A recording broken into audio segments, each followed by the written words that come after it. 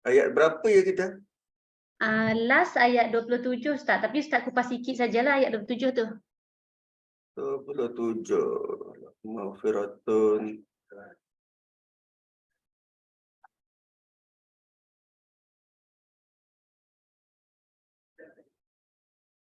Ustaz cakap kita masuk bab baru, bab undang-undang. Oh iyalah. 27.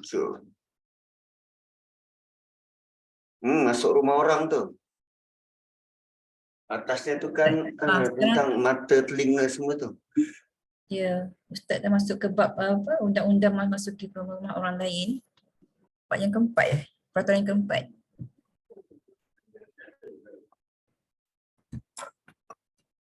Okey. So boleh mula? Silakan Ustaz. Na'udzubillahi minasyaitonirrajim. Bismillahirrahmanirrahim. Alhamdulillah. Alhamdulillahilladzi hadana li hadza wa ma kunna linahtadiya laula an hadanallah. Nashhadu an la ilaha illallah wahdahu la syarikalah wa nashhadu anna Muhammadan 'abduhu wa rasuluh. Allahumma salli wa sallim wa barik ala Muhammad wa ala ali Muhammad kama sallaita ala Ibrahim wa ala ali Ibrahim fil alamin innaka Hamidum Majid. Rabbi shrah li sadri wa yassir li amri wahlul 'uqdatam min lisani yafqahu qawli. Subhanaka la ilma lana illa ma 'allamtana innaka antal alimul hakim. Rabbi yassir wa la tu'assir, Rabbi tammim bil khair ya arhamar rahimin. Assalamualaikum warahmatullahi wabarakatuh. Bismillahirrahmanirrahim. Ya ayyuhalladzina amanu la tadkhulu buyutan ghaira buyutikum hatta tasta'nisu wa tusallimu ala ahliha. Dzalikum khairul lakum la'allakum tadhakkarun. Undang-undang ini part yang keempat. Kan? Part yang ketiga ke part yang keempat. 1, 2, 3, 4. Part yang keempat iaitu ada 3 undang-undang yang Allah nak perkenalkan pada kita. Dan sebelum masuk part yang keempat ni, ayat 27, sebelum tu Allah ada sebut tentang yauma tashhadu alaihim alsinatuhum wa aydihim wa arjuluhum bima kanu ya'malun. Pada hari lidah mereka dan tangan mereka serta kaki menjadi saksi terhadap diri mereka sendiri tentang segala yang mereka lakukan. Ayat 24 adalah anchor terhadap cerita sebelum, cerita ifki yang mereka sebarkan, dan juga kaitan kuat terhadap undang-undang yang nak diperkenalkan, iaitu jangan kamu masuk ke dalam mana-mana rumah yang bukan rumah kamu sehingga kamu terlebih dahulu meminta izin serta beri salam pada penduduknya. So bila kita pergi ke mana-mana, kita akan bawa lidah, tangan dan kaki. Ada orang tinggalkan kaki tangan kat rumah ke? Tak. Sebab tu perkataan kaki tangan saja tu kadang kanak-kanak boleh confuse. Hanya untuk kaki tangan. So kaki tangan juga bermaksud apa? Pekerja, petugas. So untuk berkaitan dengan rumah, berkaitan dengan rumah ni, nak masuk rumah orang perlu minta izin, perlu beri salam pada penduduknya, dan zalikum khairul lakum la'allakum tazakkarun. Perkataan tazakkarun kali keberapa dah kita jumpa?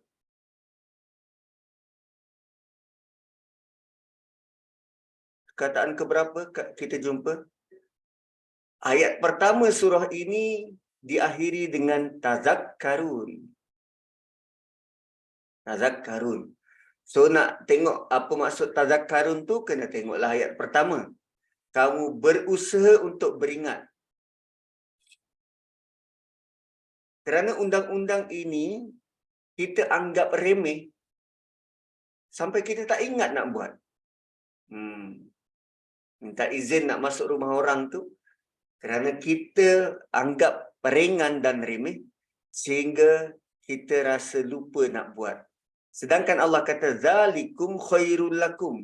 Itu yang penting tu. Ingatan terakhir pada ayat ini.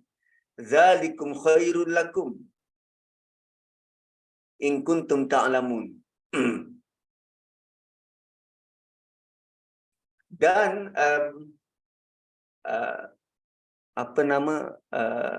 bentuk bukan sekadar kita bagi salam ataupun ketuk pintu ke, ada cara yang disampaikan melalui lisan Abu Daud radhiyallahu anhu.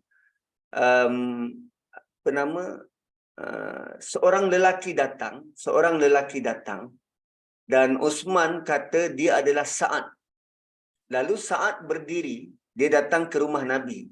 So Sa'ad berdiri di hadapan pintu rumah Nabi, lalu beri salam dan minta izin untuk masuk. Sa'ad datang, berdiri depan pintu rumah Nabi, bagi salam dan minta izin untuk masuk. Lalu Uthman, orang yang meriwayatkan hadis ni, dia kata, Sa'ad berdiri menghadap ke arah pintu. Kan kita masuk rumah orang, kita ngadap mana? Ngadap kiblat, ngadap pintu lah, pintu rumah dia kan, nak masuk rumah dia. So Sa'ad berdiri ngadap arah pintu. Kemudian Nabi bersabda kepadanya dengan memberi isyarat, begini caranya.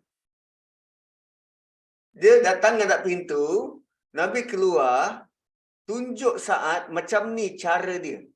So Nabi bawa Sa'ad ke tepi, meminggirlah dari pintu.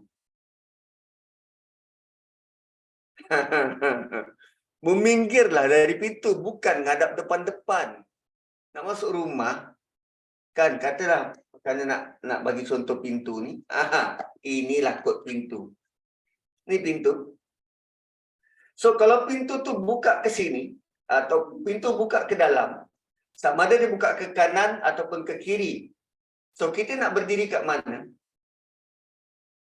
Kita berdiri di pinggir tempat nak dibuka tu. Kalau pintu buka ke kiri, bukanya ke kiri, kita duduk sebelah kanan. Supaya kalau dia buka, kita tak nampak apa dalam rumah. Jangan berdiri di engsel pintu. Berdirilah tempat buka pintu. Ini kan tempat, katalah sini handle pintu, sini engsel. Ini kan engsel. Nampak ke tidak? Ini kan apa? Combine tu com tu, engsel pintu. So kita berdiri bukan pada sisi engsel pintu. Sebab kalau pintu dibuka ke dalam, kita akan nampak terus apa yang ada kat dalam. Lebih-lebih lagi kalau pintu dibuka keluar, kita dekat sebelah engsel, tak nampaklah siapa yang ketuk pintu. Satu bergerak, kita berdiri bukan menghadap, berdiri mengiring, menghadap ke sebelah sana, tempat buka pintu. Itu belajar dari abang tabligh. Cara-cara nak menghadap ataupun nak pergi rumah orang. Bukan menghadap pintu rumah dia. Nabi ajar Sa'ad begini caranya, meminggirlah dari pintu. Sesungguhnya meminta izin itu tak diperbolehkan melihat. Maksud minta izin tu jangan terus nak lihat apa yang ada dalam rumah. Itu cara dia. Tapi ada tak kita sampai ke tahap tu nak berhati-hati dengan perkara ni? Malah Allah sebut zalikum khairul lakum.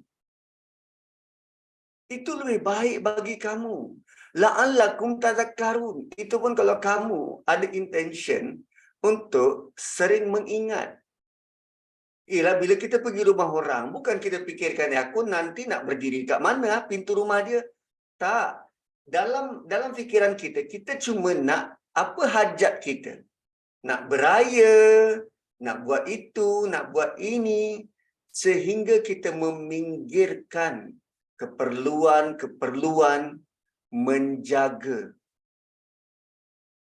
menjaga aib tuan rumah. Kan. So bila kita tak tahu tentang ayat ni, kan, bila kita tak tahu tentang ayat ni, maka kita mengagak-agak. Apa yang berlaku dalam masyarakat kita, kita pergi rumah orang, pergi rumah Kak Syida lah. Bagi salam tak jawab. Bagi salam tak jawab. Mulalah kita terjenguk-jenguk, lalu tingkap ke. Kalau ada kat lubang tengok, ada orang ke kat dalam? Hello, ada orang ke? Ui, teruk betul adab kita. Kan tak wajar macam tu. Sebab tu bila benda semacam ni tak ditadabbur, maka masyarakat tak tahu cara nak buat sebab dia tidak ada dalam arus pembelajaran perdana.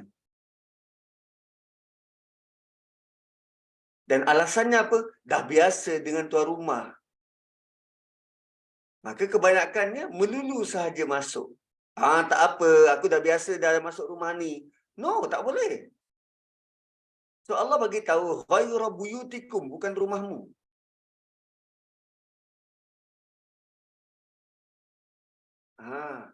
Bukan rumahmu. Dan kita kadang yang kita kata terbiasa ni dengan dekat rumah siapa? Rumah mak bapak kita, rumah adik-beradik kita. Sedangkan mak bapak dan adik-beradik juga perlu privacy. Lagi-lagi kalau adik yang macam ni lah. Adik nombor 8 ni. Pergi rumah kakak. Wow. Paling penting sebenarnya, kita buat semua ini kerana apa dan untuk siapa. Kan bila kita beralasan macam tu, ini aku punya alasan ni, tak apa. Aku dah biasa dah masuk rumah ni, rumah kakak aku kot. So rupanya dia bukan rumah siapa yang kita nak datang dan pergi. Tetapi ia adalah tentang siapa yang mengarahkan kita untuk berakhlak macam ni. Ya, rumah kakak. Tapi Allah perintah. Kalau mereka dah bagi blanket approval, Allah perintah kita beradab dan berakhlak. Tak kisah rumah siapa. Tak kisah dia tuan rumah dah beri blanket approval ke. Tak kisah. Yang penting ayat ni wujud. Allah suruh tasta'nisu wa tusallimu ala ahliha.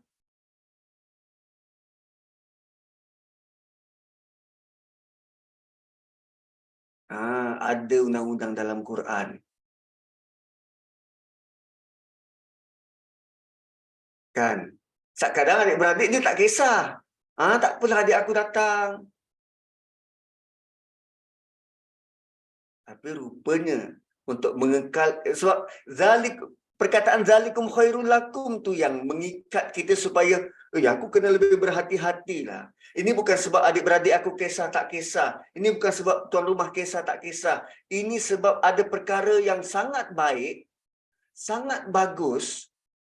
Kalau aku buat begitu, yang aku tak tahu, semuanya datang dari Allah. Zalikum khairul lakum tu. Itu lebih baik bagi kamu. Suatu yang lebih baik buat kita yang Allah nak beri, kita tak dapat kerana kita tak buat benda ni.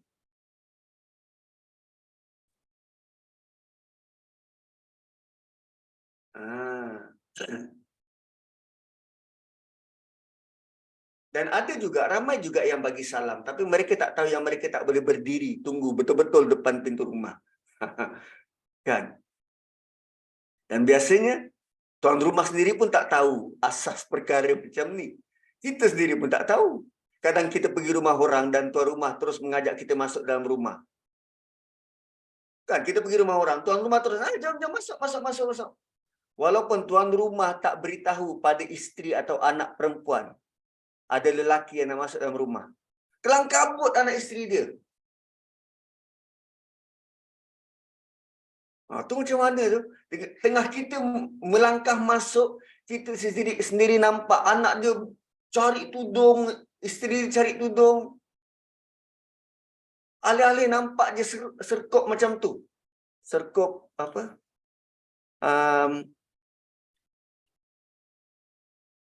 Lampu berdiri.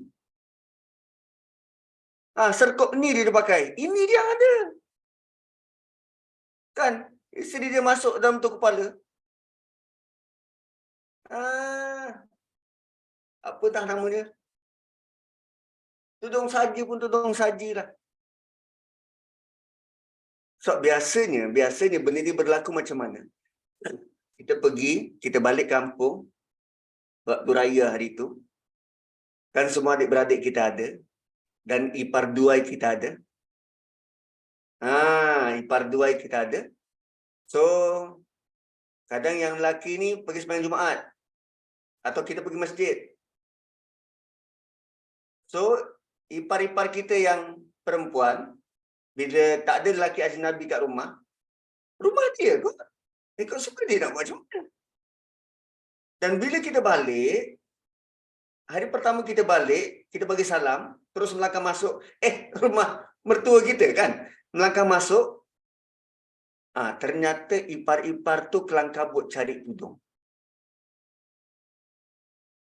So sebagai orang yang belajar, kali pertama dia masuk begitu, kelang kabut ipar-ipar ni, so might as well lain kali bila nak buat macam tu, bagi salam dulu. Assalamualaikum. Assalamualaikum. Kalaupun tak nak nampak macam serius sangat, buatlah macam orang nak datang beraya. At least orang dekat dalam sudah trigger. Oh, ada orang datang.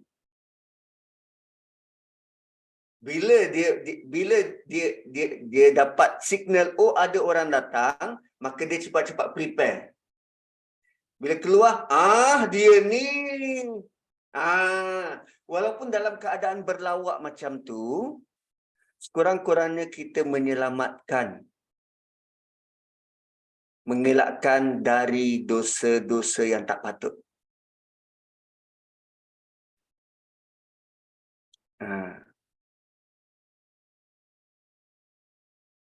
So, kalau kita dah tahu tentang perkara ni, lelakilah terutamanya, perlu juga tanya pada tuan rumah, sesuai tak untuk kita masuk sekarang ataupun tak? Boleh masuk ke ni sesuai ke? Semua dah prepare ke? Maksudnya semua dah tutup aurat ke? Kan? Dan kalau kita tahu tentang adanya wanita, mungkin isteri anak dekat dalam, maka kita perlu minta, abang bagi tahu orang rumah, ada lelaki nak masuk ni, lelaki handsome nak masuk. Secara berseluruh je, bukan bermaksud kita nak mengajar dia supaya orang rumah dia tutup aurat, tak. Kita nak bagi tahu supaya orang kat dalam rumah tu tak kelang kabut. Kan indah adab yang macam tu. Zalikum khairul lakum. Kita menghormati dia punya maruah dan kehormatan. Maka bila kita masuk dalam rumah itu, walaupun dah dapat kebenaran, berilah salam kepada ahli keluarga dalam rumah tu. Ini bentuk-bentuk adab yang diajar.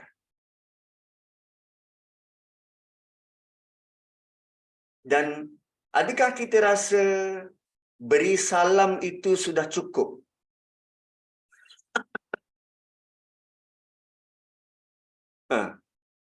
Adakah kita rasa hanya dengan beri salam itu sudah cukup?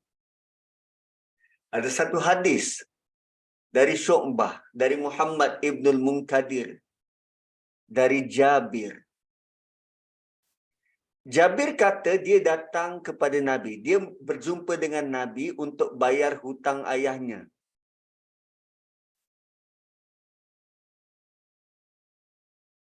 Jabir datang jumpa dengan Nabi nak bayar hutang ayah dia. Lalu dia ketuk pintu. Ketuk pintu, maka Nabi tanya, siapa kamu? Aku berkata, saya. Nabi bersabda, saya. Seakan-akan baginda tak suka dengan jawapan saya. Bagi tahulah nama siapa engkau. Ketuk pintu tanpa bagi tahu, ya Rasulullah, saya Jabir nak bertemu. Perkenalkanlah nama. So bagi salam saja rupanya itu first part daripada tusallimu. Second part, perkenalkanlah nama yang datang ni siapa.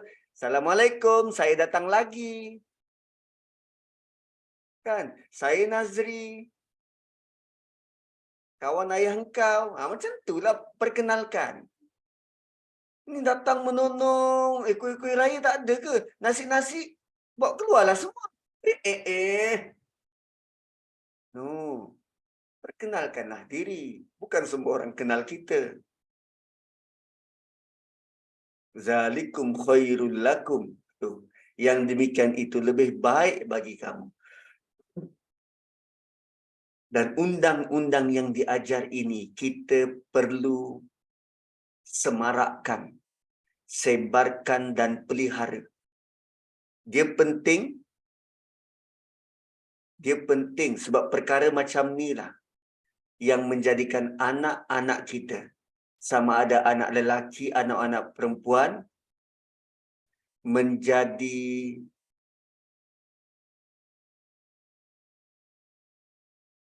macam mana? Perkara semacam ini, kalau kita tidak ajar dengan baik pada anak-anak kita, lelaki dan perempuan, dia mudah untuk menjadikan antara lelaki dan perempuan tu tertarik antara satu sama lain dan menyebabkan penzinaan terjadi. Ini antara unsur-unsur taqrabuz zina. Selama ni kita nampak dia bertudung tutup, pakai niqab. Tapi bila dalam keadaan terkejut macam tu, cantik rupanya bini dia. Anak dia yang tu. Sebab syaitan split second tu je dia akan guna, dan benda tu dah tak boleh unsee. Dia akan datang terbayang-bayang. Nak melupakan tidak sekali. Kalau kita masuk dan terlihat aurat wanita lain, dia ada perasaan yang tak baik bakal timbul dalam hati. Tertarik dengan kecantikan isteri orang, anak dara orang. Dan selepas itu, the rest is history. Kita pun tak dapat akan jangka. Dan benda ni perlu dibiasakan. Apa dia? Minta izin bagi salam. Dan sampailah nak masuk ke rumah mak sendiri, beri salam terlebih dahulu. Kan? Cuma dalam keadaan-keadaan tertentu, tak perlu bagi salam, masuk je. Kan? Ada keadaan-keadaan yang kita tak perlu beri salam, kita boleh terus masuk. Kan? Waktu-waktu kecemasan, rumah terbakar. Ini rumah terbakar, Assalamualaikum, Assalamualaikum. Tak payah bagi salam. Masuk je. Selamatkan apa yang patut. So, guna common sense. Jangan nak ambil ayat ni. Allah kata, hatta tasta'nisu wa tusallimu ala ahliha. Rumah jiran tengah terbakar. Kita duduk dekat pintu pagar lagi bagi salam. Assalamualaikum, Assalamualaikum. No. Okey, ada keadaan kalau kita dapati ada seorang anak ditinggalkan atau anak tinggal bersama ibu dia. Bapa dia tak ada bekerja. Anak tu tinggal dengan ibu.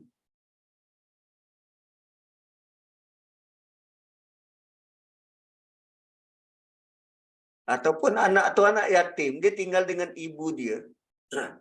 So, anak yang balik ke rumah tu masih tetap perlu beri salam ke? Dia tahu ibu dia dekat rumah. Nabi kata perlu. Kemungkinan emaknya membuka baju kerana suatu perkara. So, anak nak masuk rumah perlu juga bagi salam walaupun tinggal dengan ibu. Okay, bagaimana pula kalau kita duduk di rumah kita sendiri dengan isteri dan anak-anak? Masih juga digalakkan untuk memberi isyarat yang kita sudah balik dan hendak masuk. Walaupun mungkin tidak beri salam pun tidak mengapa. Oh macam tu ke? Nak masuk rumah sendiri tak bagi salam pun tak mengapa ke? Isteri Abdullah ibnu Mas'ud memberitahu yang Ibnu Mas'ud apabila memasuki rumah, beliau akan berdehim untuk memberi isyarat yang beliau sudah berada di dalam rumah. Maksudnya asalkan beri isyarat. Sebab arahannya untuk bagi salam tu Ghayra buyutikum, bukan rumahmu.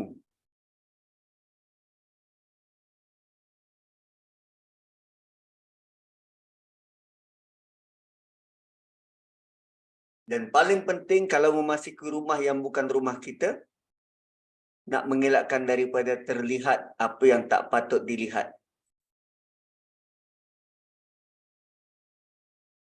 Okay, next. Fa'ilam tajidu fiha, kalau kamu tak dapati ada orang dalam rumah tu, jika kamu tidak menemui seorang pun di dalamnya, bagi salam tak ada orang jawab, fa'ilam tajidu fiha ahada, fala tadkhuluha, jangan masuk.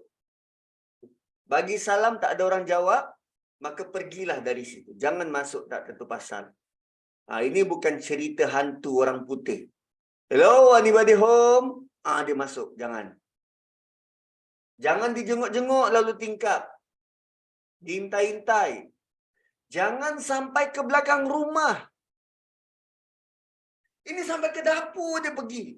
Tak bagi salam kat depan, dia duk fikir, kalau aku bagi salam kat depan, dia kat dapur, tak dengar. Ni sampai ke dapur, orang tu baru tengah nak makan tengah hari. Dah lah dia masak cukup-cukup untuk laki bini berdua. Tengah makan tengah hari. Dengar orang bagi salam kat dapur. Bila buka, orang tu boleh kata, langkah kanan. Itu bukan langkah kanan. Tak, itu bukan langkah kanan. Aduh. Tapi inilah perangai kita. Bila tak ada jawapan dekat pintu depan, kita mula jenguk lalu tingkap. Sampai ke dapur. Sanggup panjat pagar. Nak ketuk pintu rumah. Nak juga. Aduh. Ui.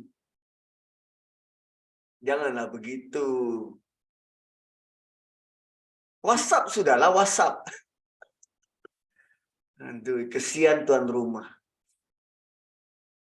Kita sebagai tetamu, kena tahulah benda ni kan. Fa'ilam tajidu fiha ahada, fala tadkhuluha hatta yu'zana lakum. Ni kadang bila tuan rumah tak bagi masuk kan. Tuan rumah dah buka pintu, ya ada apa? Dia ajak berborak dekat depan pintu je. Dia ajak berborak dekat depan pintu je. Tetamu pula minta, boleh saya masuk? Hatta yu'zana lakum. Sehingga kamu mendapat izin. Walaupun kita minta izin, tapi tuan rumah tak bagi izin. Hatta yu'zana lakum. Sehinggalah kamu mendapat izin. Dan benda ni sangat diguna pakai, sangat nyata kalau kita tengok filem-filem aksi di barat. Polis datang, nak geledah rumah dia, warrant ada, warrant. Warrant tu keizinan mahkamah. Mahkamah yang beri izin untuk geledah. Selagi tuan rumah tak beri izin, tak boleh masuk. So, janganlah kita masuk suatu rumah tanpa dapat izin. Walaupun kita kenal orang dalam rumah tu. Dalam ayat ni disebut untuk minta izin terlebih dahulu, kemudian baru disebut tentang beri salam. Tasta'nisu wa tusallimu. Kat sini, hatta yu'zana lakum. Minta izin dulu, baru bagi salam kan, ayat dekat atas. Sedangkan dari sudut cara kita buat, kita bagi salam dulu. Barulah kita minta izin untuk masuk. Ini adalah kerana yang didahulukan itu, minta izin itu, wajib. Bagi salam ni sunat. Satu Allah dahulukan yang wajib. Yang wajib tu minta izin. Bagi salam ni sunat je. Jawab salam tu wajib.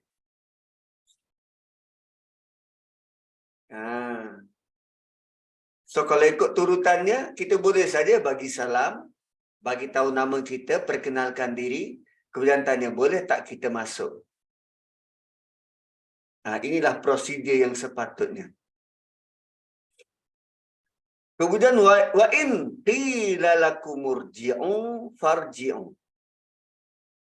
Wa in qila lakum irji'u farji'u. Jika dikatakan pada kamu balik, maka hendaklah kamu balik. Tuan rumah kata balik, hendaklah kamu balik. Kak Syida pernah buat macam ni?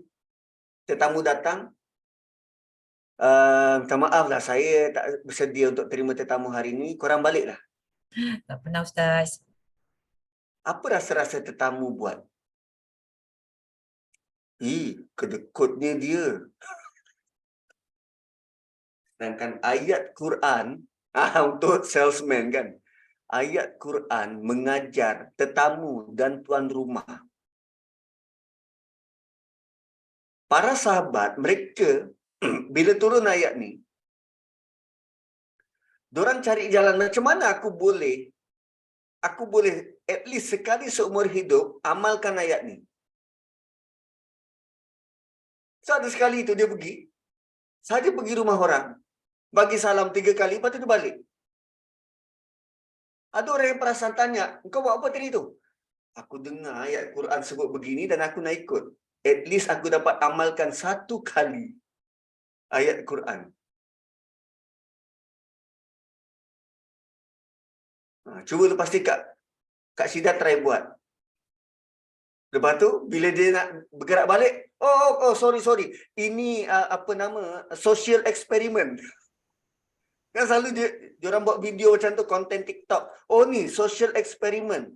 Saya saja nak buat macam ni supaya nak mengenangkan ayat Quran, wa in qila lakum irji'u farji'u. Bila tetamu datang, tuan rumah suruh balik, maka dia balik. Ternyata anda faham Quran. Buat konten. Barulah boleh bergelar Ratu TikTok negara. Wa in qila lakum irji'u farji'u. So ada kemungkinan orang-orang dalam rumah tu tak bersedia menerima kita.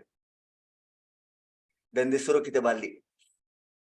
So hendaklah kita dengan rendah hati. Betul, benda tu menyalahi adat. Tapi dengan kita baca Quran macam ni, kita sebagai tetamu, kita dengan rendah hati pergi. Tak perlu tanya soalan, jangan pula kata, kurang ajarnya dia. Tak, dia tak nak terima.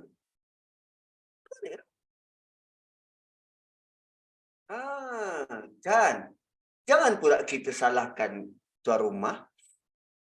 Sebab kita perlu faham, perlu sedar, ada sebab kenapa dia tak nak kita berada di situ pada waktu itu. Tuan rumah dia ada hak nak terima atau tak. Lebih-lebih lagi, kalau dia buat open house. Kalau kawan buat open house. Sebab tuan-puan, selalunya kalau kawan-kawan lama ni, dia sama ada dia boleh jadi dua. Sama ada dia kawan atau dia haiwan. Okay, kawan ni boleh jadi dua. Sama ada dia kawan atau dia haiwan. Kalau kawan, dia akan benar-benar jemput dan ajak. Tapi kalau haiwan, dia akan ajak ayam. Haiwan dia akan ajak haiwan yang lain. Ayam kan, dia ajak ayam.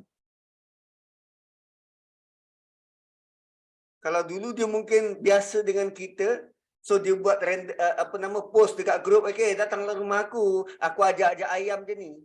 So ayam dia lah yang datang. Kalau dia serius jemput kita, dia akan terus DM kita. Begitu.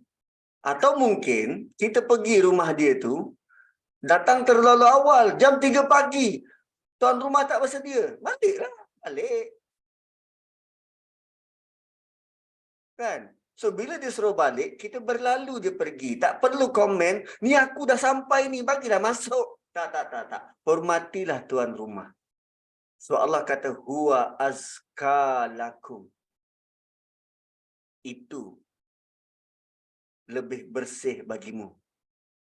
perbuatan begitu, purify yourself. Bayangkan tuan-tuan, Allah ajar kita untuk patuh arahan. Untuk patuh arahan. Untuk patuh arahan Allah, kadangkala kita perlu patuh arahan manusia. Dalam ayat ni Allah beri mandat kepada tuan rumah boleh terima atau tak tetamu. Dan ketika tuan rumah execute arahan untuk tidak terima tetamu, kita sebagai tetamu patuh arahan tu, Allah kata huwa azka lakum. Itu lebih bersih bagimu. Di atas Allah kata huwa khairul lakum. Zalikum khairul lakum. Di sini huwa azka lakum. Oh ya, apa beza dia tu? Beredar tu adalah perkara yang paling utama untuk kita buat kerana itu cara yang diajar oleh Allah.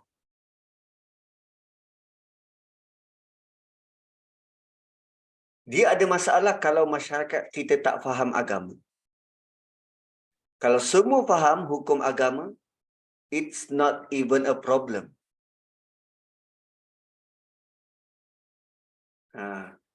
Ada orang yang sampai paksa tuan rumah buka pintu untuk kita. Ada yang terus berdegil menunggu depan pintu rumah sampai dibukakan pintu. Jangan buat begitu. Sebab tuan rumah juga sebenarnya dalam dilema. Dalam masa yang sama, dia kena jaga hak tetamu. Kalau tetamu dah datang, jangan dihalau tanpa sebab yang munasabah. Dahlah dia susah-susah datang. Daripada Putrajaya kot, nak datang ke Rawang tu jauh. Datang tu ada hajat. Kan ada hadis yang popular tu.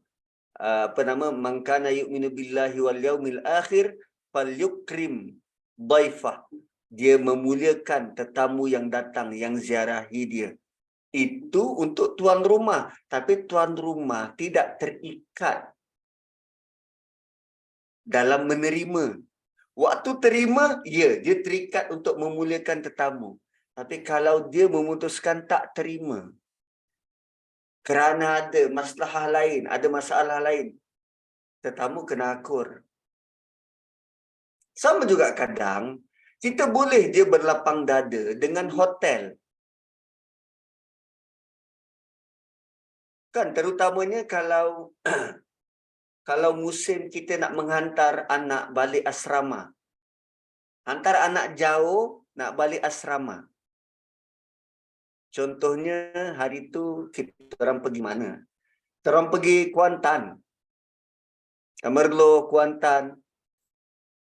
Dekat Kuantan tu dia ada beberapa hotel. Banyak je hotel dekat Kuantan tu. Cuma kebetulan kita orang datang tu waktu penghujung cuti sekolah. So mak bapak nak hantar anak ke MRSM terdekat, sekolah-sekolah terdekat. So dia bermalam dulu sehari, besoknya baru hantar. Hotel fully book. Kita tetamu datang hotel, hotel boleh kata, tak boleh, minta maaf, awak kena balik, hotel penuh. Takkan nak paksa juga. Tak boleh nak terima. Sama juga macam situasi tuan rumah. Dia tak boleh terima tetamu. Ada masalah lain. Yang dia tak oblig untuk bagi tahu kita. Tak. Itu maksud huwa azka lakum. Ada perkara yang kalau kita tak tahu itu lebih baik buat kita, berundurlah dengan cara balik. Dengan cara yang baik. Itu lebih baik, lebih suci bagi kamu. Huwa azka lakum. Wallahu bima ta'maluna alim. Allah Maha tahu apa yang kamu kerjakan. Kenapa Allah sebut azka, suci? Jangan simpan dendam. Oh, kau halau aku. Sedangkan tuan rumah tak halau pun. Itu adalah perkataan bisikan iblis, idea dari iblis. Dia halau engkau ah. Sedangkan dalam ayat ni tak ada pun sebut halau. Kita je yang terlebih sensitif rasa, aku tak dibenarkan masuk, aku kena halau. Kan. Kita yang beranggapan macam tu, sedangkan ini tak macam tu. Huwa azka lakum, bersihkan diri kita daripada sebarang ill intention. Bersihkan. Tuan rumah ada alasan sebab dia tak boleh nak terima kita. Huwa azka lakum. Sebab tu Allah letak perkataan suci. Dan suci itu penyucian hati.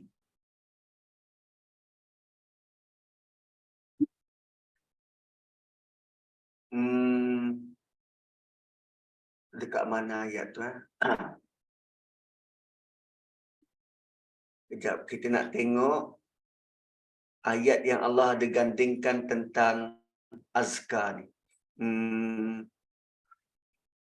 Surah Syams ke lain?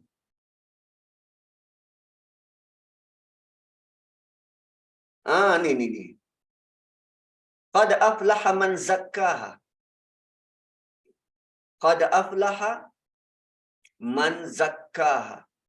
Kan tadi Allah kata huwa azka lakum, itu lebih suci bagi kamu. Kemudian Allah kata telah berjaya, pasti berjaya orang-orang yang mensucikannya. He has succeeded who purifies it. Sucikan apa? Hati. Sucikan hati. Kenapa Allah gandingkan falah dengan suci, zakah? Falah ni kita tahu orang yang berusaha, seperti mana petani yang berusaha falah. Dan waktu dia berusaha, waktu dia tanam pokok, tanam padi itu, dia belum dapat hasil. Dia usaha dulu. Dia usaha dulu. Dan dia usaha bukan satu hari, tiap-tiap hari. Dan setiap hari dia berusaha itu, dia masih belum dapat hasil. Kalau dia tanam jagung, dia kena tunggu berusaha 3 bulan. Tunggu setelah 3 bulan baru dapat hasil. Sama juga macam kita solat, kita zakat, kita puasa. Kita sedang usaha dulu, hasilnya belum nampak. Hasilnya belum nampak. Tapi sepanjang kita berusaha itu, kalau kita tanam tebu lah. Tebu tak. Kalau kita tanam cili. Kan kita tabur benih, kita baja, kita racun ke apa. Tanam cili. Sepanjang kita menanam cili itu, apa usaha yang kita buat, kita akan, selain daripada kita tabur benih dan beri baja, siram air, kita juga melalui proses pembersihan. Kita bersihkan rumput-rumput yang tumbuh bersama. Kita pastikan daun-daun cili itu tidak dihinggapi oleh yang putih-putih itu. Apa putih-putih itu? Kulat dia. Itu proses pembersihan. Dia hama dia. Proses pembersihan. So, pokok itu takkan boleh berkembang dengan baik. Iman kita takkan boleh berkembang dengan baik kalau tak ada proses zakah, pembersihan, penyucian ni consistently. Cili takkan menjadi pokok cili yang baik kalau kita tak ada proses pembersihan tu. Dan proses pembersihan tu perlu konsisten. Kita tanam cili bukan bersama dengan lalang. Tapi lalang akan tumbuh bersama dengan cili. Lalang tu perlu dibersihkan. Zakah. So, bila Allah kata, huwa azka lakum, maksudnya di situ ada nilai usaha yang berterusan. Jauhi sangka buruk dari tuan rumah. Datangkan alasan-alasan yang kita rasa itu paling munasabah. Kenapa dia halau kita? Sama juga macam kes reunion tadi. Ada member jemput ke rumah. Tapi dia tak jemput dalam grup. Grup kita ada 63 orang. 62 orang dapat jemputan, kita tak dapat. Dia tak jemput kita. Kita dapat jemputan tu dari orang lain. Hujung minggu ni kau tak pergi rumah si dia ke?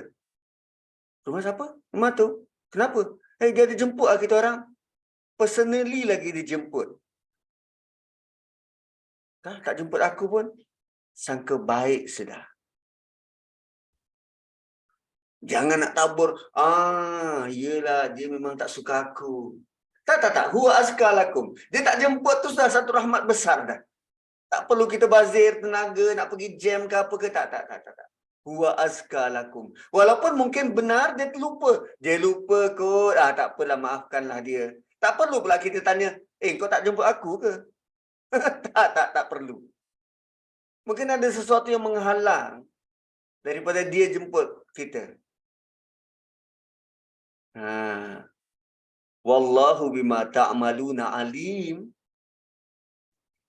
Ayat asalnya ialah wallahu alimum bima ta'malun. Itu ayat normal. Tapi Allah dahulukan ta'malun kerana Allah nak highlight tentang apa yang kita buat tu Allah benar-benar tahu.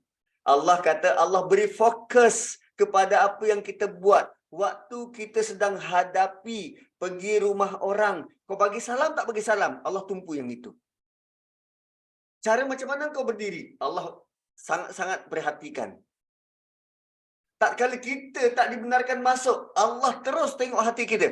Macam mana reaksi kita? Wallahu bima ta'maluna alim. Apa yang kau buat tu, Allah sangat tahu. Dan Allah tutup dengan Allah benar-benar fokus. Beri tumpuan khusus kepada apa yang kita buat. Dan Allah sangat tahu apa yang kita buat tu. Gitu. Okey. Itu kalau rumah orang biasa. Itu kalau rumah orang biasa. Macam mana kalau kita nak dapatkan ilmu dari seorang ulama, pergi rumah dia? Kan dia ulama besar macam apa? Dr. Ali Jummah datang. Kita nak belajar ilmu. Dia kat rumah. Dia kat hotel ke? So macam mana? So dalam kes ni, adab yang tinggi adalah tunggu sehingga dia keluar. Ini yang dibuat oleh Ibnu Abbas bila dia nak dapatkan satu-satu hadis dari sahabat yang lain. Dia tak bagi salam, dia tak bagi apa, dia cuma tunggu dia kat luar. Orang tu keluar, maksudnya orang tu bersedia. Dan Allah pernah letak benda ni, sentuh perkara ni dalam surah Hujurat. Kan kes orang tu minta lepaskan tawanan dari Nabi tapi dengan cara yang kasar. Walau annahum sabaru hatta takhruja ilaihim lakana khairal lahum. Kalau mereka bersabar sehingga kamu keluar, sungguh itu lebih baik bagi mereka. Jangan dipaksa. Tunggu dia keluar. Tunggu dia keluar. Okey. Kemudian masih lagi tentang masuk keluar rumah ni. Ayat 29, laisa alaikum junahun. Tak mengapa bagi kamu. Yang seterusnya ialah, adakah semua tempat kita perlu minta izin untuk masuk? Ada tempat-tempat yang tak perlu minta izin. Contohnya, laisa alaikum junahun, tidak mengapa bagi kamu antadkhulu buyutan ghaira maskunatin fiha. Masuk rumah yang tidak didiami. Masuk rumah tinggal lah kot. Masuk rumah yang tidak didiami. Tak tahulah kalau rumah tinggal tu ada owner. Yang cerita hantu orang putih tu, rumah tu ada owner. Cuma dah lama ditinggalkan. Ghaira maskunatin ni tidak disediakan untuk didiami. yang bukan tempat tinggal. Tidak mengapa untuk kita masuk bangunan-bangunan awam yang bukan tempat tinggal, shopping kompleks. Ni pergi ke pavilion dekat depan pintu. Assalamualaikum. Itu bongok. Tak. Oh, depan pavilion terjegat dia orang kata, Assalamualaikum. 3 kali tak ada orang jawab salam, balik. Tak. Kedai makan, pejabat, hotel, tak perlu bagi salam. Kita tak perlu nak beri salam, dapatkan kebenaran masuk ke tak. Sebab dia tempat awam, dibenarkan masuk kepada semua orang. Laisa alaikum junahun an tadkhulu buyutan ghaira maskunatin fiha. Kenapa Allah sampai ke tahap macam ni? Detail macam ni Allah bagi tahu. Ada ketikanya ayat Quran tu sangat umum sehingga Allah beri common sense. Guna common sense. Rupanya tuan-puan, kita anggap macam tu, tapi tak semua orang begitu. Para sahabat punya taat pada perintah Allah ni, sehingga Allah perlu letakkan satu persatu. Bukan rumahmu, bagi salam. Kalau buat macam ni, begini caranya. Kalau rumah yang biasa, okey, tak perlu bagi salam. Kalau tempat awam, tak perlu bagi salam. Sebab tidak memungkinkan ada orang yang nak buka aurat di tempat awam.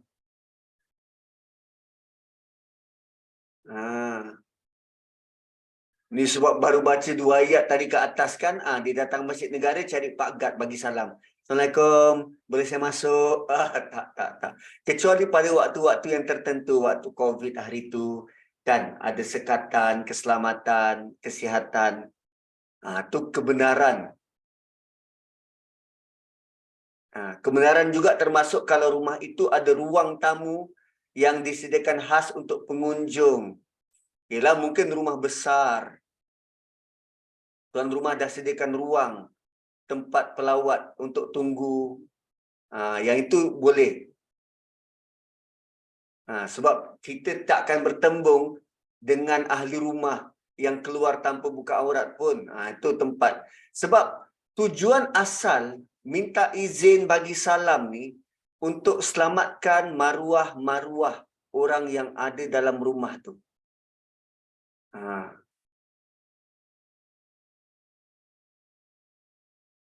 Mata'an lakum, mata' apa? Keperluan. Keperluan bagimu.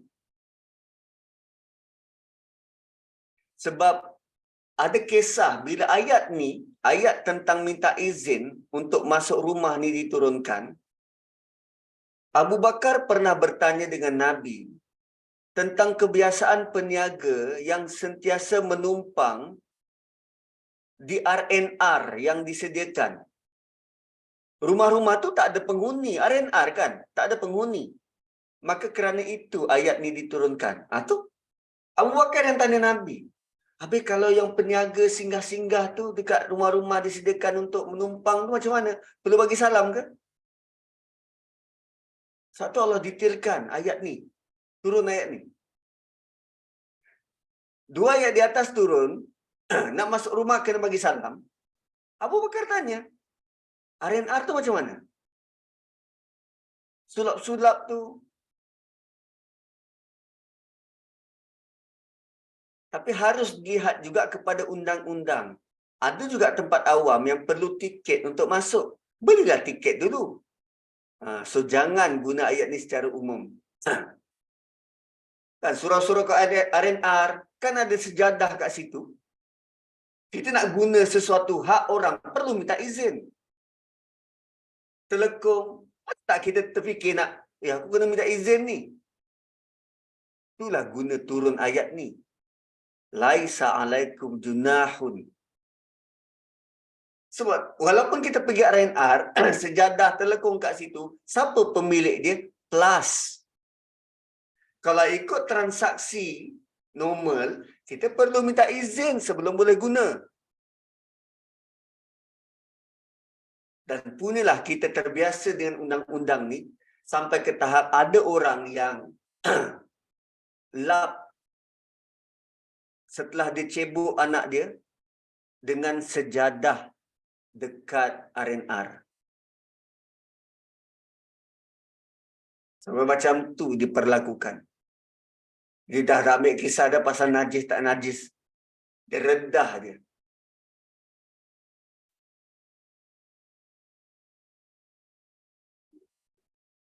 Dan benda ni sama juga dengan masjid. Betul ayat ni kata laisa alaikum junahun an tadkhulu buyutan ghaira maskunah. Kau boleh masuk je tempat-tempat awam. Kalau dekat masjid, mana boleh masuk pejabat masjid tu suka-suka. Bilik tok siang kau masuk, kau jumpalah penyapu. Bilik imam, jangan masuk sesuka hati main redah je. Itu yang perlu ditampal untuk kaki tangan. Bukan semua ruang masjid tu kita boleh masuk macam tu je. Untuk kaki tangan. Wallahu ya'lamu ma tubduna wa ma taktumun. Allah tahu apa yang kamu nyatakan dan apa yang kamu sembunyikan. Kenapa pula macam tu? Kenapa Allah tutup begitu? Allah tahu apa yang kamu nyatakan dan apa yang kamu sembunyikan. Kita masuk tempat awam ni, ada yang kita sembunyikan ke? Ada yang kita nyatakan ke?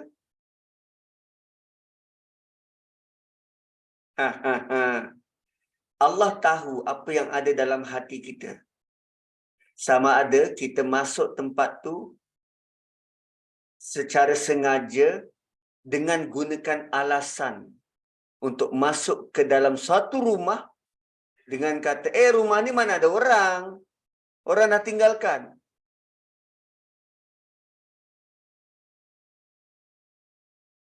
Kan ada banyak je rumah-rumah bilioner yang ditinggalkan usang.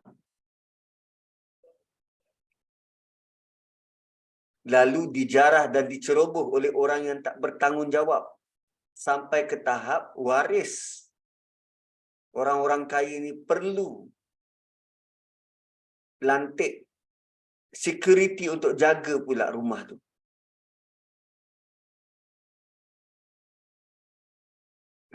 Gitu. Walaupun asalnya dia berkaitan dengan adab memasuki rumah, 3 ayat ni. Asalnya undang-undang berkaitan dengan nak masuk rumah. Ayat-ayat semacam ini juga kita boleh apply pada benda lain. Contohnya, kita perlu tahu waktu yang sesuai untuk berurusan dengan manusia. Jangan main telefon je, tengok juga masa. Dia tengah tidur ke, waktu solat ke. Ayat-ayat ni sepatutnya menjadikan kita lebih ada common sense, prihatin dengan privasi orang lain.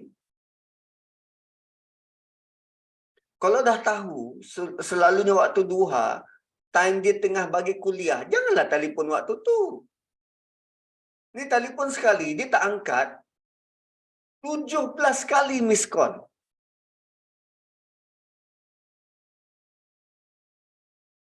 Tujuh belas kali miss call. Lepas tu tengok siapa yang call. Isterimu tersayang. Dah sampai 17 kali. Urgent kot. Kau WhatsApp sudahlah. Ni bila cek WhatsApp, tak ada pun WhatsApp dia.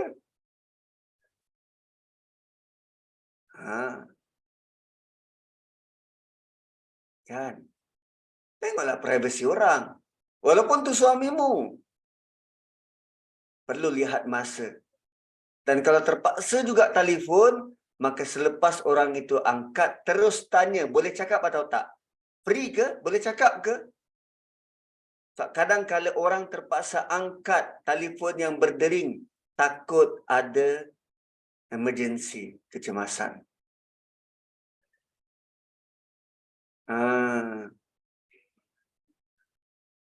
Ada kalanya orang terpaksa angkat sebab takut kecemasan, tapi dia belum bersedia nak sembang lama.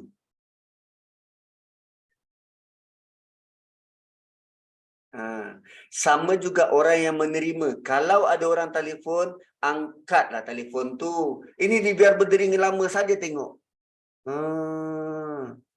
Kan nak dengar lagu sampai habis.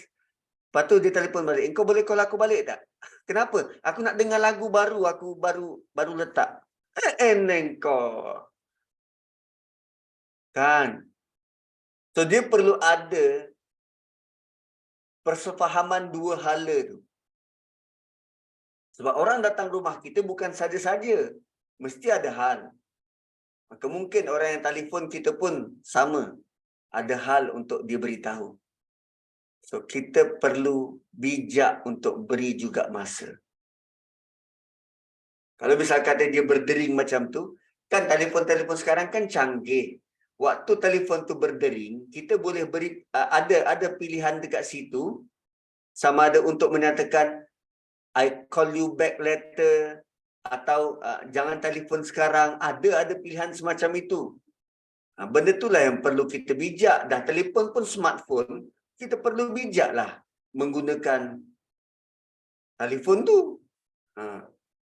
Sekejap malam ni. Ayo, jadual bertembung pula malam ni. Masalah aku. Aduh, okeylah. Ada satu masjid dah jemput pergi tempat dia. Dekat Kelana Jaya. Ini surau dekat rumah tu pula. Ingatkan malam ni Ustaz ada kuliah. Asal. Yang mana satu aku nak tolak ni. Habislah. Ustaz. Tak ada PA macam tu dah kan. Lupa. Okay. So next ayat 30. Ayat 30. Kalau dekat atas tadi, wallahu bima ta'maluna alim 28. Allah sangat tahu apa yang kamu kerjakan secara spesifik. Ayat 29, lagi sekali Allah nyatakan, wallahu ya'lamu ma tubduna wa ma taktumun. Sebab kadang-kadang apa yang kita zahirkan tak sama dengan apa yang ada dalam hati.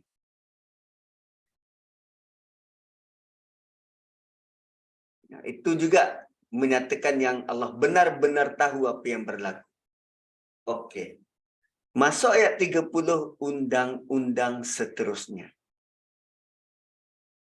Dan undang-undang ini undang-undang yang hangat. Kontroversi yet hangat. Apa dia? Tentang tundukkan pandangan dan pakai tudung. So ayat 30 untuk lelaki, 31 untuk perempuan. 30 untuk lelaki, 31 untuk perempuan. Ayat dan arahan yang sama, tapi gaya penceritaan berbeza. Ada beza tak 30 dan 31 ni? Cuba tengok betul-betul. Ada beza tak? Undang-undangnya sama. Katakan pada lelaki, yaghuddu min absarihim. Katakan pada wanita, wa kullil mu'minati yaghdudna min absarihinna. Dekat atas, wa yahfazu furujahum. Dekat bawah, wa yahfazna furujahunna. Sama tak? Sama. Kedua-duanya, sama ada lelaki atau perempuan beriman, mereka perlu tundukkan pandangan dan pelihara kehormatan. Sama. Tapi kenapa dekat atas pendek, dekat bawah berjela-jela?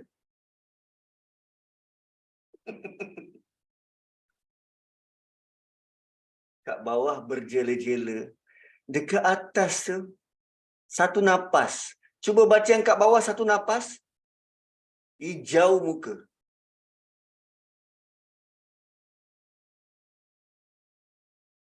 So, wanita-wanita tak nak tanya ke kenapa? Untuk lelaki simple je, untuk perempuan panjangnya. Panjang lah kisahnya Ustaz. Why? Dan ayat dekat bawah ni, ayat 31 untuk perempuan. Dan sekarang saya tanya perempuan, kenapa panjang? Sebab Allah nak memelihara perempuan. Kalau macam tu, okey, kalau alasannya nak memelihara perempuan, arahannya panjang, habis lelaki tu tak berguna. Pendek.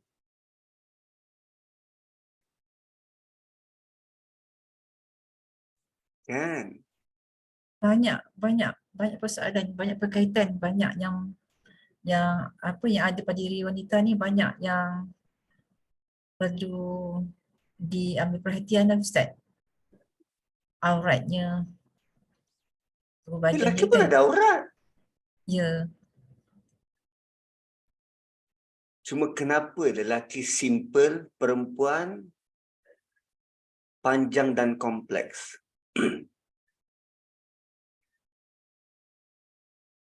Kedua-dua arahan adalah tentang jaga mata. Kedua-dua arahan tu adalah tentang jaga mata. Kenapa lelaki pendek dan kenapa perempuan panjang. Okey. Dia macam ni. Ada orang yang dia tahu apa yang dia buat. Dia tahu, sangat tahu apa yang dia buat. Dan memadai dengan beberapa perkataan sudah menyedarkan dia. Seolah-olah Allah kata, pandai-pandai engkau lah. Engkau tahu apa yang kau buat, pandai-pandai engkau. Memadai. Dan itu yang terjadi pada ayat 30.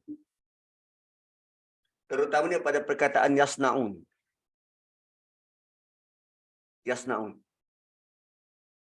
Yasna'un sona'a kilang kan. Allah kata Allah amat mendalam pengetahuannya tentang apa yang korang crave. Cukup dengan satu perkataan, lelaki yang belajar dan tadabbur Quran, dia sudah sangat sedar. Alamak, Allah tahu. Tapi untuk ayat 31, Allah sangat memahami bahawa wanita kebanyakannya unaware. Allah tak kata wanita tak tahu. Wanita cuma tak perasan. Unaware. Terutamanya, apa yang wanita tak perasan? Wanita tak perasan yang he herself sangat mudah menjadi center of attention pada bila-bila masa. Sebab tu penjelasan perlu detail, spesifik, panjang lebar.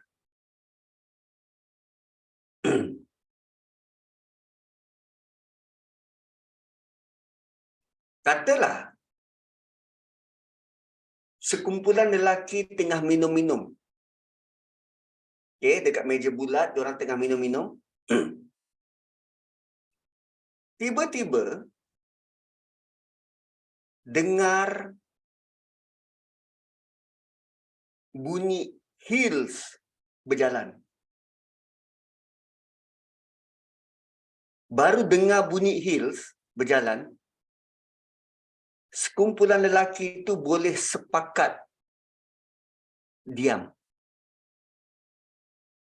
Sama-sama tunggu siapa yang jalan. Sebab bunyi heels tak mungkin dibuat oleh kambing. Dan tak mungkin bunyi itu dikeluarkan oleh lembu, tak. Dan beza bunyi kasut lelaki dan perempuan, hanya lelaki yang tahu. Dan itu baru bunyi heels. Boleh jadi bunyi itu dihasilkan oleh kanak-kanak wanita yang berjalan. Boleh jadi oleh orang tua yang pakai heels berjalan. Dan bayangkan kalau yang lalu tu seorang wanita, ini sekumpulan lelaki tengah duduk minum ni. Diorang boleh sepakat tanpa perlu berhenti korang sana. Berhenti bercakap. Tak perlu buat macam tu pun. Sepakat boleh berhenti senyap nak tahu siapa yang lalu.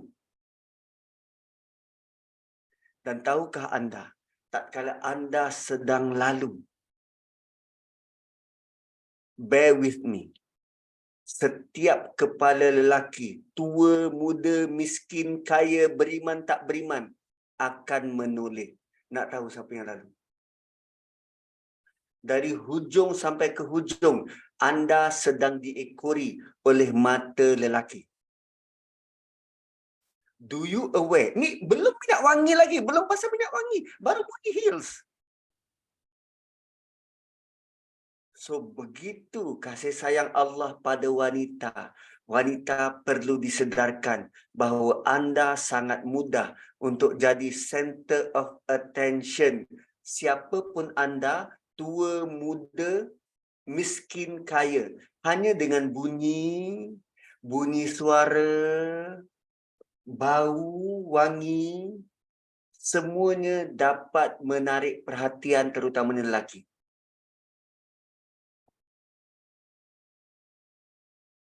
Suatu ingatan tu perlu panjang. Sebab orang yang tak sedar, dia perlu diberi ingatan. Wah. Tak masuk ayat dia lagi. Baru perbandingan antara ayat lelaki dan perempuan. Hanya dengan hentak kaki pun dah jadi center of attention. Dahsyat penangan wanita ni. Dan cuba tengok iklan. Semua tentang wanita. Dari hujung rambut shampoo, sehingga tudungnya, bawah sikit jewelry, ke telinga, kemudian lengan, apa lagi? Ketiak, odorono, semua tentang kecantikan wanita. Sampailah ke hujung kaki Q-Tex-nya. Malah, mana-mana produk yang tak ada kaitan dengan wanita pun, wanita jadi model. Cuba tengok iklan Thailand. Dia jual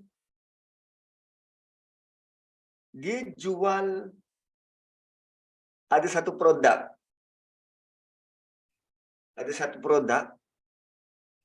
Dinding rumah dia retak, bini dia membebel, suami dia pergi beli produk tu pergi tampal.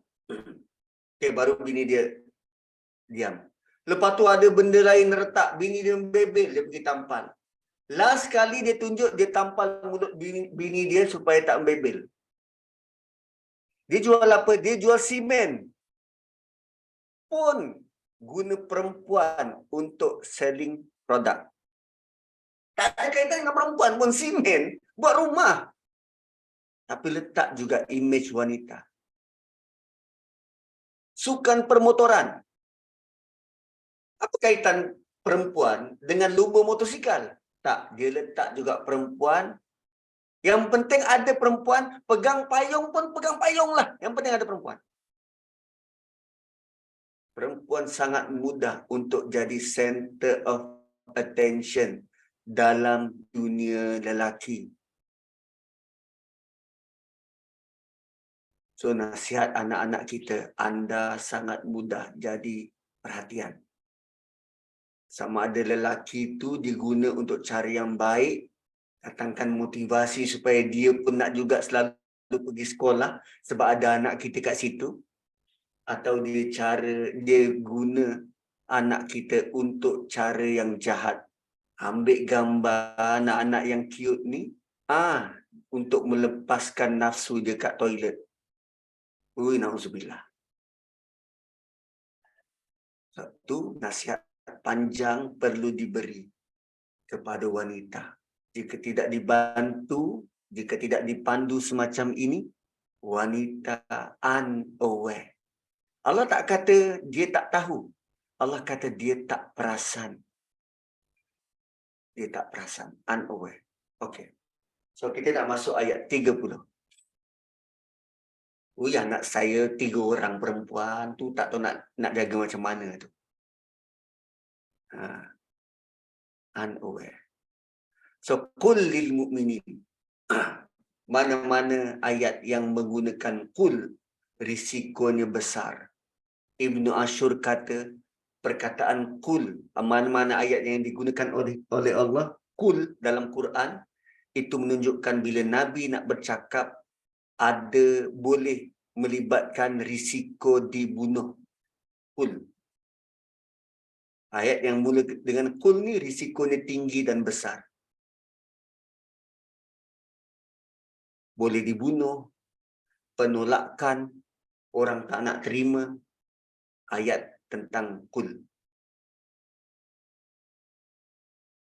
Di atas qul dan di bawah pun qul. Sebab tu tentang tutup aurat, tentang pakai tudung, tak semua orang terima. Tak semua orang terima. Kerana dia dimulakan dengan qul. So katakan kepada lelaki beriman. Mukminin yang committed beriman tahu, mukmin. Mukmin isim apa? Isim fa'il. Lelaki yang terkenal, yang committed beriman. Amanu telah beriman. Boleh jadi sebelum ni dia beriman, sekarang dia ragu-ragu, jadi munafik. Amanah juga terbukti beriman, macam para Nabi dan Rasul. Telah terbukti keimanannya dan kekal beriman. Tapi mukmin kita yang sedang melalui proses beriman tu. Qul lil mu'minin. Beri arahan kepada mereka. Katakan pada mereka. Dan ini arahan khusus kepada orang lelaki beriman. Not even Muslim. Mukmin. Yaghuddu min absarihim. Kalimah yaghuddu, kata akar dia ghadda.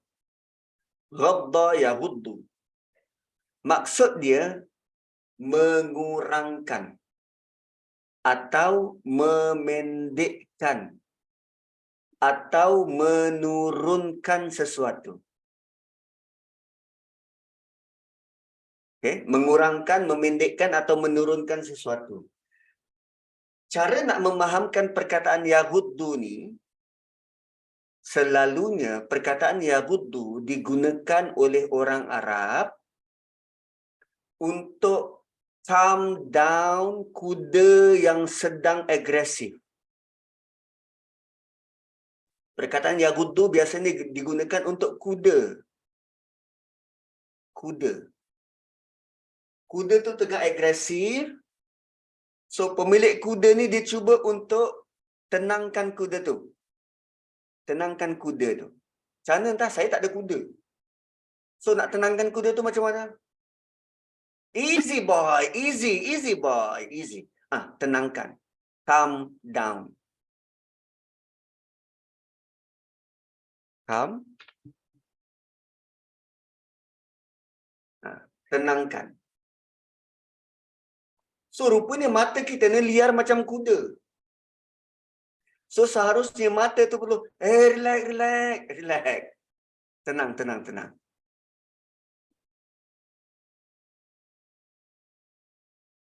Kan kalau tengok gambar Kak Syida yang waktu dia muda-muda, kan Kak Syida orangnya cantik, cute, tulus, mulus macam tu.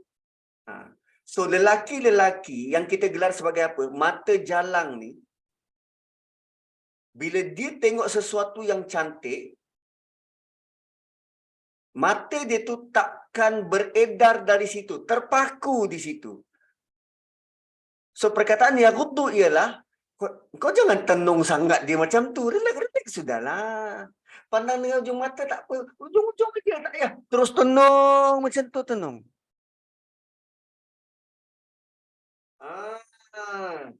Jangan terus tenung dia macam tu, tak. Relax. Turunkan. Apa nama? Jinakkan pandanganmu. Jinakkan kuda yang liar tu. Tenang, turunkan. Allah tak kata jangan pandang. Tapi Allah kata tenangkan pandanganmu. Jangan nampak macam gelojoh sangat. Tenang-tenang sudahlah. Dekat situ kita dapat idea macam mana nak rendahkan pandangan. Bukan tidak melihat, bukan terus tengok je kat bawah. Itu salah tanggap terhadap arahan ni. Allah tak kata jangan pandang. Allah kata jangan stare, jangan tenung. Pandang macam biasa. Jangan terlalu nampak gelojoh sangat. Tak. Relax sudah. Pandang asal kenal. Oh, okey, dia cantik dah. Cukup. Sekali pandang sudah. Ini kejap-kejap pandang. Oh, okey. Oh, iyalah dia macam tu. Tengok pula dari sini. Oh, itu gila. Itu haram.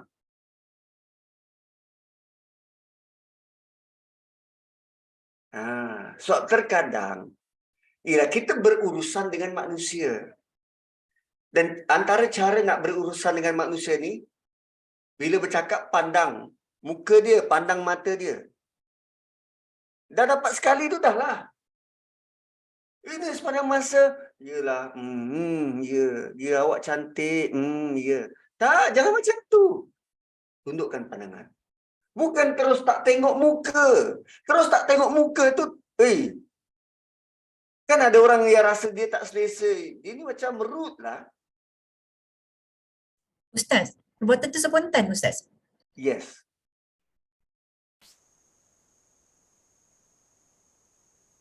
Dan antara kelemahan saya ialah saya tak boleh nak tengok orang yang cantik. Tak boleh nak tengok muka dia. Tu yang kadang tersipu-sipu malu. Ialah dia cantik. Dengan kakak saya sendiri saya malu nak cakap. Sebab pada level saya melihat, oh dia ni cantik. So saya akan tengok kat bawah.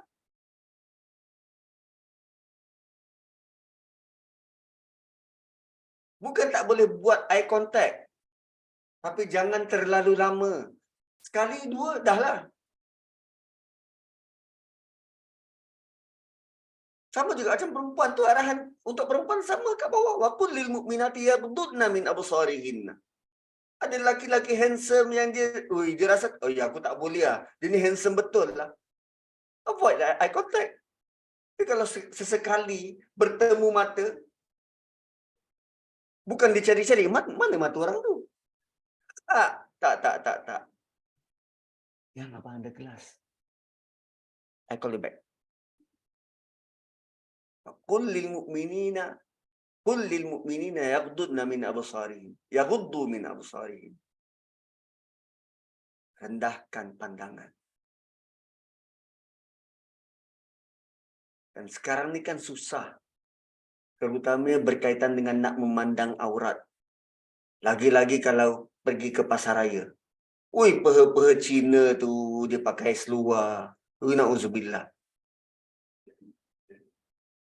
Kan Nabi kata, sekali untukmu, wasani'u alaika, terpandang tu tak mengapa. Angkat je mata, kan angkat je muka.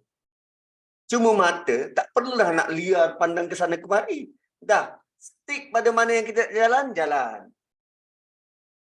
Itu arahan dari Allah. Wa yahfazu furujahum. Oh, rupanya dari mata turun ke kehormatan. Turun ke daripada mata akan mengakibatkan terjaga terpeliharanya furujahum, kehormatan. Yang Nabi pernah kata, hai Ali, janganlah kamu mengikutkan suatu pandangan ke pandangan berikutnya. Kerana sesungguhnya engkau hanya boleh menatap pandangan yang pertama, sedangkan yang berikutnya alaika. Yang berikutnya atas tanggunganmu, tidak boleh lagi bagi kamu. Walaisa lakal akhirah. Untuk yang kedua tak boleh. Sekali itu tak apa.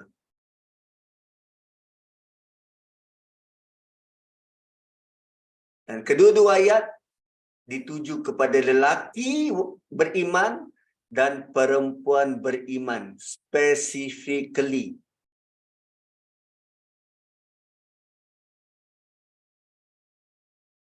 Kan memandang wanita hanya boleh hanya dibenarkan untuk tujuan identifikasi sahaja. Immigration, nak menikah, untuk tujuan identifikasi.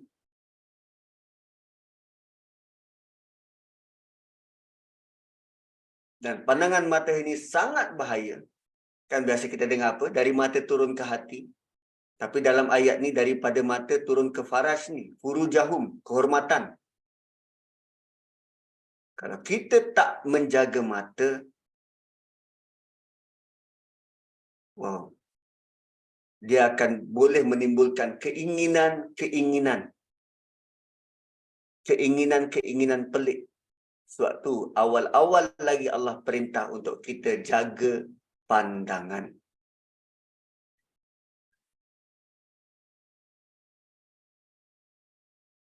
Okey, apa pandangan anda terhadap love at first sight? Love at first sight. Ada ke? Di rumah blackout.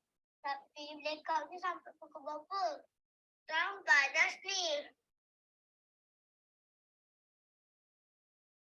Kejap. Nanti Daddy try tanya Pak Lang kalau boleh tolong. Sekejap ya. Oh, rumah blackout pula.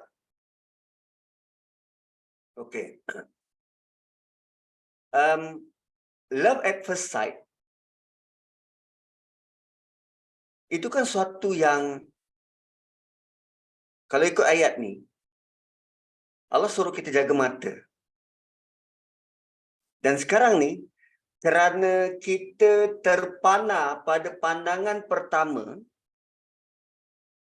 maka kita turutkan hawa kita untuk tenggelam dengan rasa suka dan cinta, sehingga kita sanggup gadaikan apa yang kita pernah belajar tentang apa? Tentang lelaki, tentang wanita, tentang iman, tentang prioriti, tentang kehidupan, untuk dapat bersama dengan apa yang hawa kita nak. Wow. To love at first sight. Hanya dengan pandangan pertama, lalu kita jatuh cinta, kita sanggup gadaikan segala bentuk risiko yang berlaku. Kita tak tahu latar belakang dia, kita dahulukan rasa cinta tu. Itu lagi bahaya. Tapi malangnya ada orang dah jadikan profession. Duduk melepak kat tepi jalan, perhati orang lalu lalang. Alasannya apa? Saya nak cari model yang sesuai lah untuk produk saya.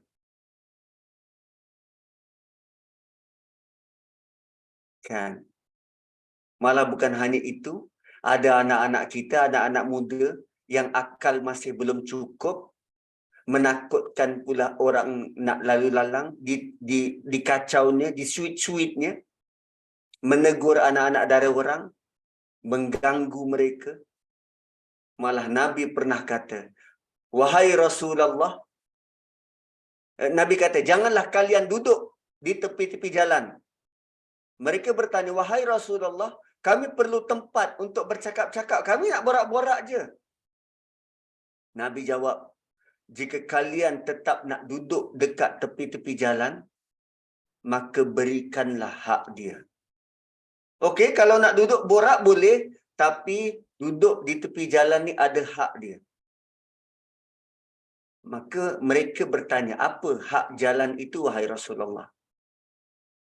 Pertama, tahan pandangan mata. Ghaddul basar. Tahan pandangan mata. Kau nak borak boleh? Sebab borak dengan mulut bukan dengan mata. Kan? Kita borak guna apa? Mulut. Pejamlah mata. Tahan pandangan mata. Yang kedua, jangan ganggu orang. Yang ketiga, jawab salam. Yang keempat, galakkan kepada kebajikan. Dan yang kelima, cegah kemungkaran. Oh, nak lepak dekat kedai mamak, duduk tepi jalan, ada hak dia. Tahan pandangan mata. Kau nak borak, boleh borak. Tapi jaga pandangan. Jangan ganggu orang. Dan kau borak, lepas tu kau gelak besar. Isap vape pula, isap rokok. Ganggu orang lain. Jangan ganggu orang. Bagi salam. Orang lalu, Assalamualaikum bang, Assalamualaikum. Bagi salam. Supaya orang tu sejahtera, selamat. Perintah pada kebajikan dan cegah kemungkaran. Wow. Itu.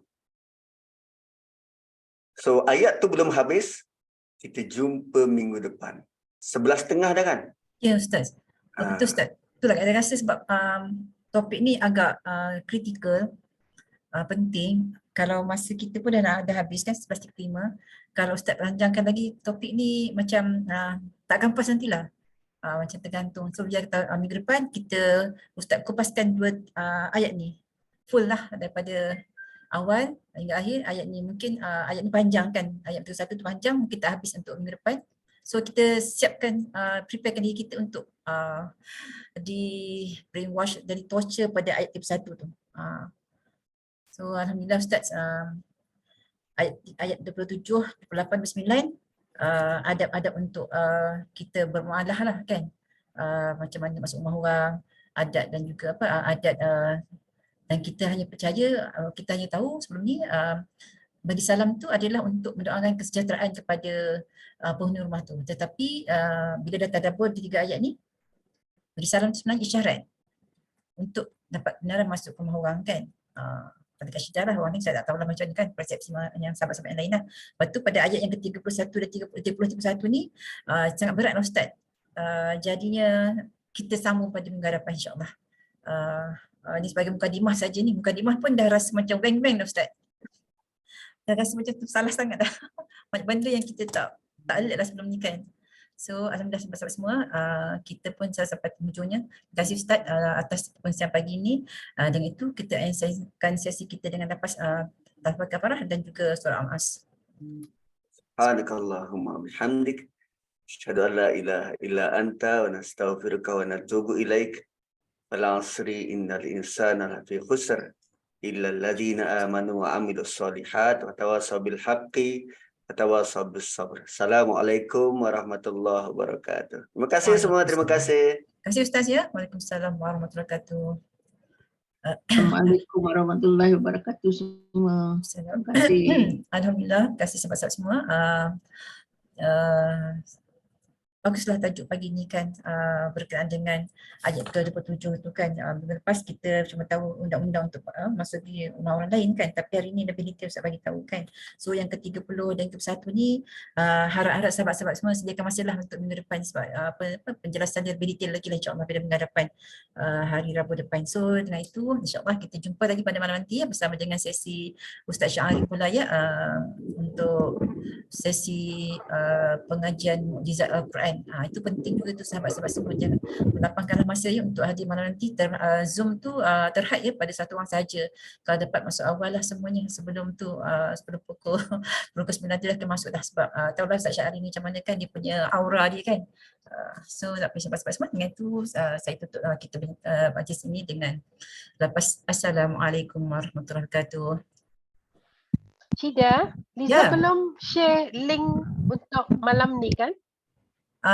Kita dah share dah pada 2-3 hari lepas, nanti admin akan share lagi. Nanti saya kan saya akan nanti kita akan admin kita akan ingatkan admin untuk share lagi Puan Najiah daripada mana ya, kita ada grup khas kita dekat dalam tu, kita sharekan link dekat situ. Sekejap. Kita share kat sini juga. Sahabat-sahabat boleh ya. Dekat dalam grup kan kita ada share kat dalam grup. Okey. Puan Noliza dah share kat dalam grup tu dekat situ. Kak Azhar dah ada kat situ, Kak Azhar ya, malam ni insya-Allah. Okey. Terima kasih Syida. Ila Sama, Kak. liqa. Dah di kau. Ma'assalamah. Ya. Jumpa nanti insya-Allah ya. Okey, ingat tu kita endkan sesi kita ya.